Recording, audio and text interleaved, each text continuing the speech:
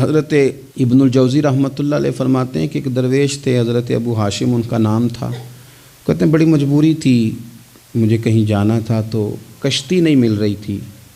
اچانک ایک کشتی گزرنے لگی تو میں بھی سوار ہونے لگا تو ملاح نے مجھ سے کہا کہ یہ ایک صاحب بیٹھے ہیں، بڑے امیر ہیں، ساتھ ان کی کنیز ہے، انہوں نے مجھ سے بک کر لی ہے ساری کی ساری، کیا کدھر سی سالم کرا لیا ٹانگا، وہ ساری کی ساری بک کر لی ہے، تو میں تو کسی کو نہیں بٹھا سکتا۔ تو وہ جو صاحب بیٹھے تھے بڑے سیٹھ آدمی تھے، کہنے لگے میاں آپ کسی اور کشتی میں بیٹھو۔ جو ان کی کنیز تھی نا، وہ کہنے لگی چہرے سے کوئی نیک آدمی لگتا ہے، چلو اتنی سواریوں کی جگہ ہے، کسی کونے کھدرے میں بیٹھ جائے گا، ہمارا کیا جائے گا۔ کہا اچھا چلو آ جاؤ۔ کہتے میں کونے میں بیٹھ گیا، تھوڑا رستہ آگے گیا، انہوں نے کھانے کا سامان نکالا، مجھے بھی کھلایا، لیکن کھاتے کھاتے میری نظر پڑی تو اس میں تو شراب کے برتن بھی تھے معاذ اللہ۔ پھر اس شخص نے کھانا کھانے کے بعد اس کنیز سے کہا کہ مجھے معاذ اللہ گانا سناؤ۔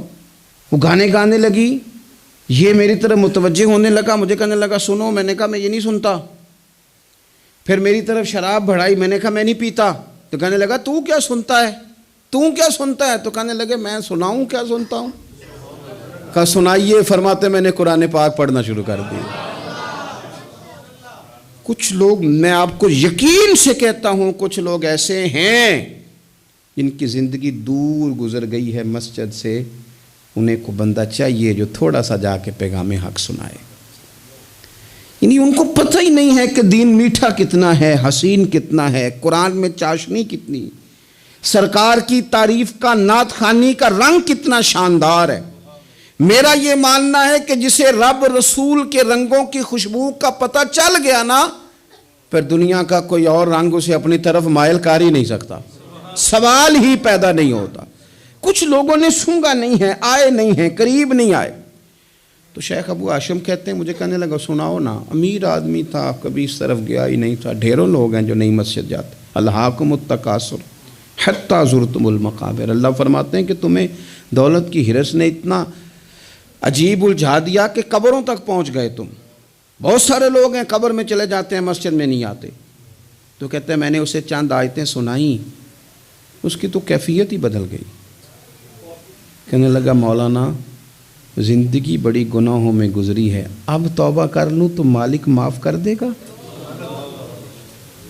کارنامے خطرناک ہیں، پیچھے رجسٹر کالا سیاہ، معافی ہو جائے گی۔ دولت بڑی تھی تو پھر ہم نے بھی شراب کباب شباب میں اڑا دی ساری، معاف کر دے گا؟ تو کہتے ہیں میں نے کہا ہو بندے کے آنے کی دیر ہے، اس کی رحمت تو فوراً ہی قبول کر لیتی ہے۔ ویسے بھی عدل کریں تے تھر تھر کمبن، اونچیاں شانہ والے تجھے فضل کریں تے پھر تے بخشے جامن میرے جے منہ کالے۔ کہتے اس نے اس کنیز کو آزاد کیا، دولت اللہ کی راہ میں خیرات کی، 40 سال میرے ساتھ رہا۔ پھر میں نے اس کی زبان سے سوائے خیر کے جملہ نہیں سنا، ایک کی بات کرتا تھا، کہتا تھا شیخ کاش آپ مجھے تھوڑا پہلے مل جاتے، زندگی سے یہ گلہ ہے کہ تو ذرا دیر سے ملا ہے، پہلے مل جاتے نا تو شاید میری زندگی کچھ اور دن بن جاتے، تھوڑی دیر اللہ والے کی صحبت۔